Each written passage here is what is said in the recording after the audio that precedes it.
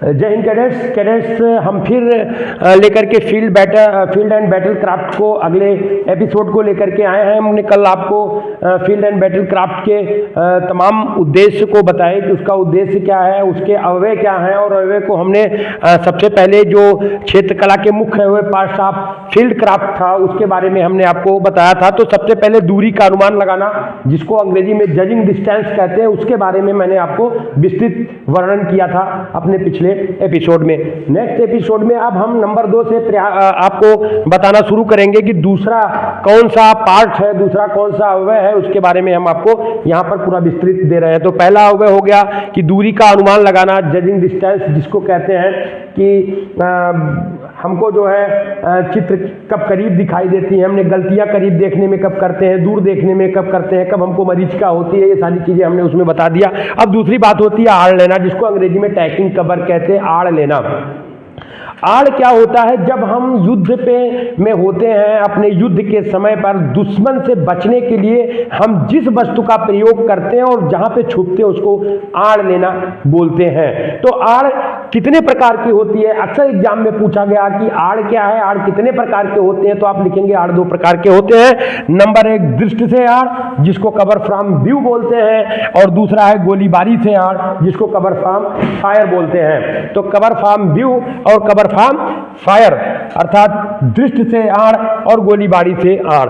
अब आता है कि दृष्टि से आड़ क्या होता है? जब हम युद्ध भूमि में होते हैं, दुश्मन के दृष्टि से बच करके यदि जब हम किसी ओट का प्रयोग करते हैं, किसी अड्डे का प्रयोग करते हैं, तो उसको दृष्टि से आड़ कहते हैं। अर्थात उसके दृष्टि से हम बचेंगे, गोलीबारी से उससे बचेंगे, उसके बाद दुश्मन को कैजुअल्टी फैलाएंगे। दूसरी चीज है कि गोलीबारी से आड़, जिसको हम कवर फायर बोलते हैं। यहाँ पर हमने कवर फायर की बात किया कि कवर फायर क्या होता है। तो कवर फायर में हमने आपको बताया कि शत्रु की गोलीबारी से बचने के लिए आप किसी दीवार अथवा बड़े पेड़ या दीवार या बड़े पेड़, अर्थात जो है या तो कोई दीवार होता है या कोई बड़ा पेड़ होता है, ठीक है, उससे जब हम अपना आड़ लेते हैं, उसके पीछे छुपते हैं और दुश्मन से, तो उसको गोलीबारी से आड़ बोलते हैं। कि जब जबरदस्त फायर सामने से आ रहा होता है तो उस फायर से बचने के लिए हम किसी जो है पेड़ का आड़ ले लेते हैं, किसी बड़े दीवार के सहारे से हम खड़े हो जाते हैं, तो उसको हमको गोलीबारी से आड़ होता है। दूसरी है, पहला हमने बताया था दृष्टि से आड़, जिसको कवर फ्रॉम व्यू बोलते हैं। कि गोलीबारी यानी दुश्मन के नजर से बचने के लिए हम ओट ले लेते हैं, आड़ ले लेते हैं, छुप जाते हैं, तो उसको बोलते हैं दृष्टि से आड़। तो ये जो है हमको आड़ लेना या टैगिंग फायर जो है, जो इम्पोर्टेंट क्षेत्र कला के मुख्य अवयव है, ये ट्रेनिंग में सिखलाई दी जाती है। जब कोई सोल्जर ट्रेनिंग में सिखलाई पाता है, उसके बाद युद्ध में वो चीज़ें वहाँ पर कर पाता। आपको मैं बताना चाहूँगा कि कभी भी किसी बंकर को जब जीतना होता है, किसी स्थल को जीतना होता है, तो वहाँ सेक्शन ही उसको जीतती है। सेक्शन ही जा करके उस पर पूरा अपना जो है एरिया को अपने झंडे को गाड़ करके उसको जो है सील करती है। तो सेक्शन का बहुत महत्व होता है, वहां पे इन फायरों की बहुत अधिक जरूरत पड़ती है। तो वहां पर अगर हम आड़ की बात करें, जब भी क्वेश्चन आए, तो आड़ 2 प्रकार के होता है। एक तो दृष्टि से आड़, जिसको कहते हैं कवर फ्रॉम व्यू, और उसके बाद गोलीबारी से आड़, जिसको कवर फ्रॉम फायर बोलते हैं। तीसरा हम यहां पर बात करेंगे छलावरण या छिपाव, जिसको हम अंग्रेजी में कैमोफ्लेज कहते हैं। कैमोफ्लेज माने होता है छलावरण, कि जो है दूसरे से छल किया जाए, उनको धोखा दिया जाए, उसकी बात यहाँ पर करते हैं। उसके बाद आता है कंसीलमेंट, अर्थात छिपाव, हम कैसे छिपे, इसकी दोनों की चर्चा हम यहाँ पर करेंगे। तो सबसे पहले हम बात करें कि छलावरण क्या है, कैमोफ्लेज क्या है।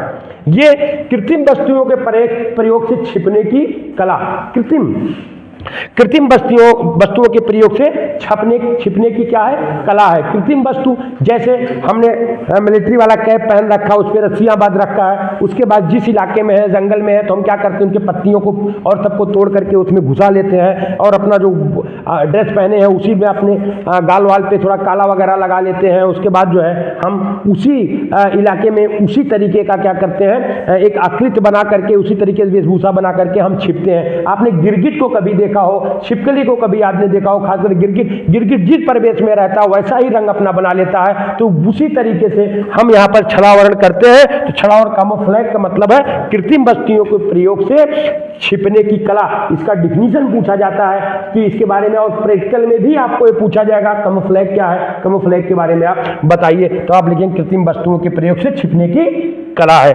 अब बात आता है छिपाव। छिपाव क्या है? कंसीलमेंट की बात हम यहां पर करेंगे। या प्राकृतिक दृश्यों अथवा आकृतियों की मदद से, प्राकृतिक दृश्य, ये प्राकृतिक दृश्यों अथवा आकृतियों की मदद से, जो बनावट है उसकी मदद से शत्रु की दृष्टि अथवा गोलीबारी से छिपने की कला है।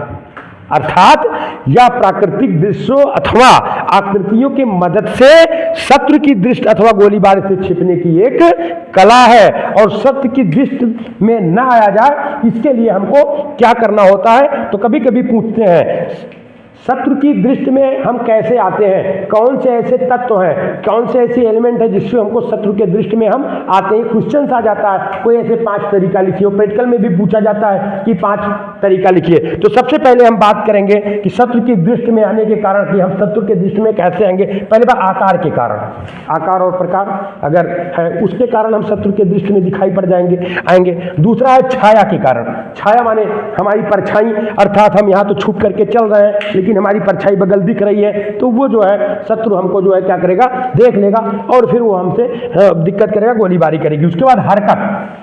हरकत माने जो मूवमेंट हम करते हैं, जो मूवमेंट करते हैं, पता लगा हम छिपे हुए झाड़ियों में बैठे हैं, उसके बाद अब हम हिल डुल लिए तो ऊपर से हमारा जो है ये जो वहाँ झाड़ी है हिल गई, तो अगला दुश्मन तो ही कर रहा है तो जान जाएगा कि अगला घात लगाए वहाँ पर बैठा हुआ है। चमक, चमक जैसे हमारा कोई चश्मा है, गूगल्स है, या हमारा जो है गन है, या गन की संगीन है, या ऐसे कुछ चीज़ हम ना पहने जिससे चमक जाए सूर्य की रोशनी से, जिसकी वजह से हमको दिक्कत यहाँ पर आए। उसके बाद ध्वनि। ध्वनि माने आवाज।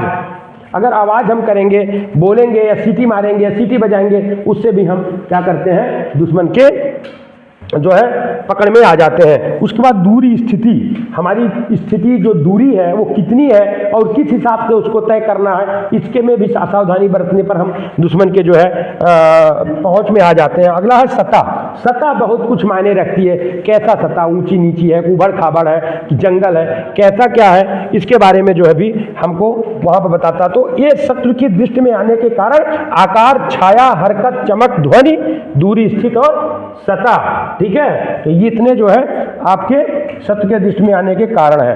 अब बाद में आता है छिपाव के सिद्धांत क्या है। छिपाव के सिद्धांत सिंपल है, जो हमको यहाँ पर शत्रु की दृष्टि में आने के कारण हो रहे हैं, वही छिपाव के साथ सिद्धांत के रूप में हम यहाँ पर देखेंगे। तो छिपाव के सिद्धांत की अगर हम यहाँ पर बात करें तो सबसे पहले है छिपाव का सिद्धांत या उत्तम छलावरण, चमक और आकृतियों को छिपाएं।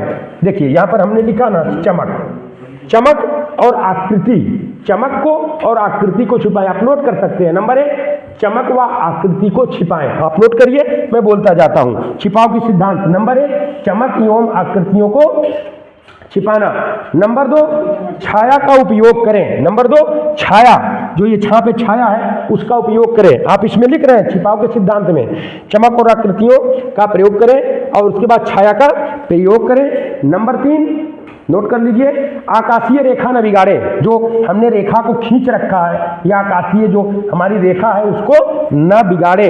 नंबर 4, अगर हम बात करेंगे यहाँ पर तो हरकत धीमे धीमे करें। हरकत क्या करें, धीमे धीमे करें। कोई मूवमेंट करना है तो बहुत तेज नहीं करना, चुपके से धीरे धीरे टो करके हमको वहां पर जाना है। हरकत को क्या करना है, धीरे हमको करना है। तो चौथा हो गया, हरकत धीमे धीमे करें। पांचवा आप लोग नोट करिए कि अनावश्यक हरकत ना करें। अनावश्यक हरकत ना करें, पांचवा है आवश्यक हरकत ना करें। छठा लिखिए, छठा है कि प्राकृतिक रंगों और परिवेश में मेल रखें। प्राकृतिक रंग और परिवेश में मेल रखें। मैंने पहले भी आपको बताया कि छलावरण में प्राकृतिक, जैसे हम जंगल में हैं तो जंगल की पत्तियों और वहाँ के हरे भरे उसके तरीके से हमको क्या करना है, अपना वेशभूषा बना लेना है। आप देखते हैं कि मिलिट्री मैन जो होता है अपने मुंह को बांध रखता है, ऊपर से कैप लगाता है, उसमें रस्सियाँ हरी बांध देता है, उसके बाद छोटे छोटे टहनियों को क्या करता है उसमें जो है डाल के रख लेता है, तो अपना वो छिपाव करने का एक तरीका वहाँ पर करता है। तो ये हो गया। अगला पॉइंट आप लिखिए कि पानी में परछाई ना पड़ने दें। अगला पॉइंट है पानी में परछाई ना पड़ने दें। तो ये पॉइंट्स हमारे छिपाव के सिद्धांत के मैंने 5-6 जो आपको बताए, इसको नोट करिए। यदि क्वेश्चन आता है छिपाव के सिद्धांत तो आप तुरंत उसको आप क्या करिए, लिखिए। अब हम बात करेंगे कि लक्ष्य को पहचानना तथा संकेत देना। ये हमारा चौथा अवयव हो गया। पहला, फिर से मैं रिवीजन कर दे रहा हूं, दूरी का अनुमान लगाना, जजिंग डिस्टेंस। दूसरा, आड़ लेना, टैकिंग कवर। तीसरा, छलावरण एवं छिपाव, कैमोफ्लेज एंड कंसीलमेंट। और चौथा है लक्ष्य को पहचानना तथा संकेत करना, कि आप जो है लक्ष्य को कैसे पहचान रहे हैं और उसका क्या संकेत कर रहे हैं, जिसको अंग्रेजी में recognition and indication of target, इसकी बात हम यहां पर करेंगे। अब लक्ष्य को पहचानना तथा संकेत देना, कि हमको जो टास्क मिला है उसके लक्ष्य को कैसे हम पहचाने और पीछे हम संकेत कैसे दें, ये महत्वपूर्ण है। तो सबसे पहले इसमें आता है भूमि। भूमि क्या है, उसके बाद भूमि के प्रकार। तो भूमि सबसे बड़ी, जिस इस इलाके पे हम युद्ध को लड़ रहे हैं या अपने टास्क को पूरा कर रहे हैं, उस इलाके के जितनी सीमा के अंदर जो भी धरातल है उसको हम भूमि के अंतर्गत मानेंगे। और भूमि के प्रकार कितने होते हैं? भूमि के 3 प्रकार होते हैं। एक क्वेश्चन पूछा जाता है कि भूमि के कितने प्रकार हैं, तो आप लिखेंगे 3 प्रकार हैं। तो 3 प्रकार कौन से हैं? नंबर 1 अग्रभाग, नंबर 1 फ्रंट फील्ड, अग्रभाग। फिर है मिडल फील्ड, मध्य भूमि, और उसके बाद आता है दूर डिस्टेंस फील्ड। तो इसके पहचानने का तरीका क्या है कि जो अग्र भूमि है वो 300 गज होगा, इसको लिख लीजिए। अग्र भूमि के आगे 300 गज लिख लीजिए, 300 गज। और मध्य भूमि के आगे 500 गज, और दूर स्थित भूमि पे 500 गज से अधिक, 500 गज से अधिक की बात यहां पर हो रही है। तो लक्ष्य को पहचानना तथा संकेत देने में भूमि के क्या है, भूमि का प्रकार। तो भूमि का 3 प्रकार है। नंबर 1 अग्र भूमि, नंबर 2 मध्य भूमि, नंबर 3 दूरी स्थित। तो अग्र भूमि 300 गज, मध्य भूमि 500 गज और दूर स्थिति 500 गज से अधिक। ये कभी कभी आपके जो है ऑब्जेक्टिव टाइप में भी पूछ लेता है, तो तुरंत आपको घबराना नहीं है, तुरंत आपको याद करना है और वहां पर बताना है। तो आइए हम फिर आपको आगे लेकर के चलते हैं कि बनावट के आधार पर भूमि के को दर्शाइए। बनावट के आधार पर, यहां पर तो हो गया लक्ष्य, तो हम इसको मिटा सकते हैं। अगर आप स्क्रीनशॉट ले लीजिए, हम इसको मिटा दें, हम बनावट के आधार पर आपको तुरंत यहां पर बता देते हैं। मिटा रहे हैं, इसको स्क्रीनशॉट ले लीजिए। चलिए ठीक, बात करेंगे हम बनावट के आधार पर। तो बनावट के आधार पर भूमि 6 प्रकार की होती है। बनावट के आधार पर भूमि 6 प्रकार की होती है। चलिए, बनावट के आधार पर भूमि 6 प्रकार की होती है। अक्सर पूछ लेता है क्वेश्चन, तो इसको आप लिख लीजिए। इसमें आप कंफ्यूज मत होइएगा, क्लियर कट जानते रहिएगा। नंबर 1 उबड़ खाबड़ भूमि, उबड़ खाबड़ भूमि, उबड़ खाबड़, अप एंड डाउन फील्ड, उबड़ खाबड़ भूमि हो गया। उसके बाद दूसरा आता है मृत भूमि, जिसको हम डेड लैंड बोलते हैं। और तीसरा है समतल भूमि, जिसको हम प्लेन फील्ड बोलते हैं। समतल भूमि जिसको हम प्लेन फील्ड बोलते हैं। अगला है उच्च भूमि, हाई फील्ड, उच्च भूमि, हाइट फील्ड बोलते हैं, उच्च भूमि जो उठा हुआ। आगे होता है अगला हम नीची भूमि बोलते हैं, नीची भूमि, 5वां नीची भूमि। और 6वें की अगर हम बात करें तो ढलावदार भूमि,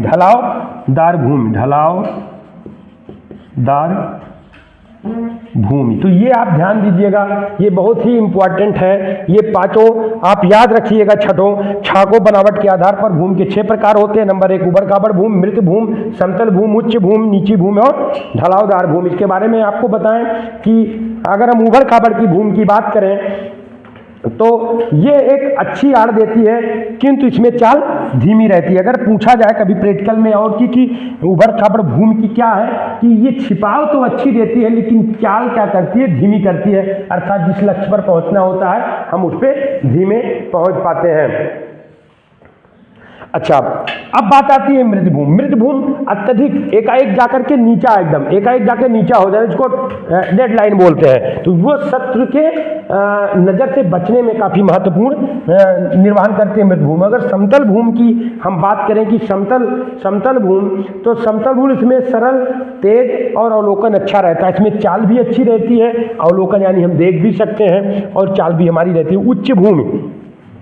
उच्च भूमि की अगर हम बात करें, इसमें चाल, अवलोकन और गोलाबारी क्षेत्र अच्छा मिलता है। चाल भी हमको अच्छा मिलता है, अवलोकन भी हम कर सकते हैं और गोलाबारी भी अच्छे से कर सकते हैं। तो उच्च भूमि आपकी हो गई। अब आता है नीची भूमि, या समतल भूमि से नीची और मृत भूमि से ऊंची होती है। समतल भूमि से नीची और मृत भूमि से ऊंची होती है, और इसमें जो है चाल क्या रहता है, न्यूनतम रहता है, और ढालदार चढ़ते हुए ढलान के लिए अच्छे और चाल धीमी कर देती है, अच्छे और चाल धीमी कर देती है। एक ढलानदार भूमि होता है। तो ये आपके जो है ये हो गया कि हम जो बात यहाँ पर की है कि चौथा जो लक्ष्य को पहचानना तथा संकेत देना, ये 4 हम पूरा किए हैं। अब नेक्स्ट आइए आपको हम 5वें पे सीधा लेकर के चलते हैं कि 5वां कौन सा है।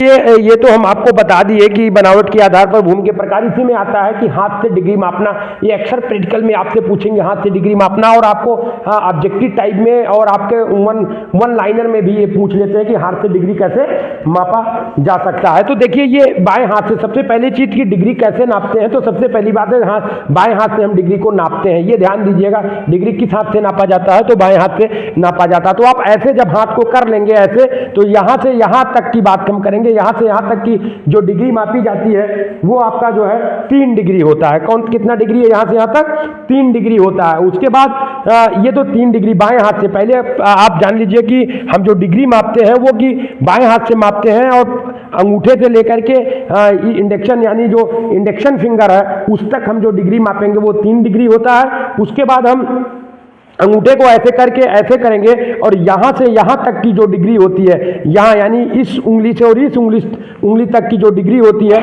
उस डिग्री को हम जो है बोलेंगे कि ये 8 डिग्री है। कितनी डिग्री है, 8 डिग्री होती है। और उसके बाद जब हम पंजे को खोलेंगे, पंजे को ऐसे कर लेते हैं, ऐसे जब हम करते हैं तो हमारा यहाँ से यहाँ तक, यानी यहाँ से यहाँ तक जो डिग्री होती है वो 12 डिग्री होती है। जब पूरा पंजा हम खोल देते हैं, यहाँ तक की डिग्री क्या होती है, 18 डिग्री होती है। तो बाएं हाथ से डिग्री मापा जाता है। पहले चीज की यहाँ से यहाँ तक की डिग्री 3 डिग्री होती है। उसके बाद हम इसको ऐसे कर लिए तो यहाँ से यहाँ तक की डिग्री 8 डिग्री होती है। फिर हमने इसको ऐसे खोल दिया तो यहाँ से यहाँ तक की डिग्री जो होती है वो 12 डिग्री होती है। और पूरे पंजे को अगर हम अंगूठे लेके कनिष्ठिका तक लेते हैं तो हमारा 18 डिग्री पढ़ा जाता है। तो हाथ से डिग्री नापने का यही तरीका होता है। ये आपको एग्जाम में भी पूछा जा सकता है और प्रैक्टिकल में पूछा जाता है। तो कैडेट्स, इस चीज को आप माइंड में बैठा लीजिए, डिग्री बाएं हाथ से मापते हैं और कैसे मापते हैं अच्छी तरीके से आप इसको देख सकते हैं। आइए हम आपको गोलीबारी और चालें, 5वां गोलीबारी और चालें करते हैं।